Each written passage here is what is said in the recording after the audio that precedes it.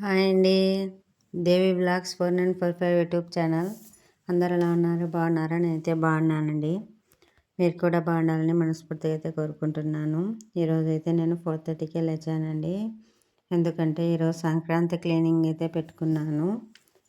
మనిషి వచ్చేసరికి ఇంట్లో పని అయితే చేసుకొని టిఫిన్ అందుకు చేసేద్దామనేసి అయితే తొందరగానే లేచానండి. ఇంకా ఇంట్లో లేచిన తర్వాత ఇంట్లో అంతా కసువు దుబ్బుకొనేసి కాఫీ అయితే పెట్టుకొని తాగేసేయాలి.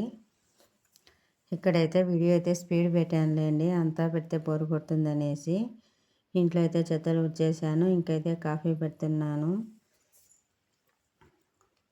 క్లీనింగ్ పనులు ఏమో కానీ క్లీనింగ్ అనేది పెట్టుకుంటే మటుకు చాలా ఎక్కువ పని ఉంటుందండి. ఇంకైతే కాఫీ అయితే తాగేసి నేనైతే ఇంకా బయటంతా చెత్తలన్నీ ఊడ్చేసి చిన్న ముగ్గు అయితే పెట్టేశానండి. ఎందుకంటే గిన్నెలన్నీ కడిగేస్తే కన్నా నీళ్ళు అయితే పడతాయి కదా, ముగ్గు అస్సలు ఉండదు అనేసి చిన్నదే పెట్టేశానండి. కింద వేయకోకుండా తాపలోనే కొంచెం అయితే వేసేసాను.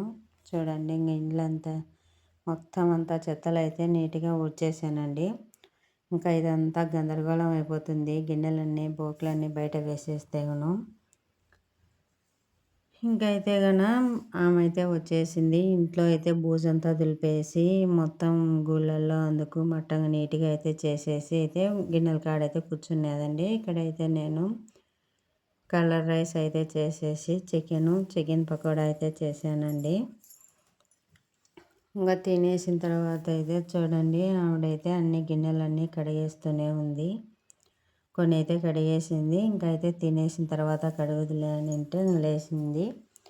ఇంకైతే ఇంకా ఇవన్నీ ఉన్నాయండి. ఇప్పటికే 2:30 అలా అయింది.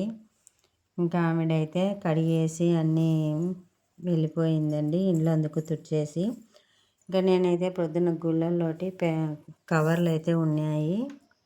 మ్యాట్ల లాగా ఉంటాయి కదా, అవి అయితే ఆన్లైన్లో బుక్ చేసుకున్నానండి.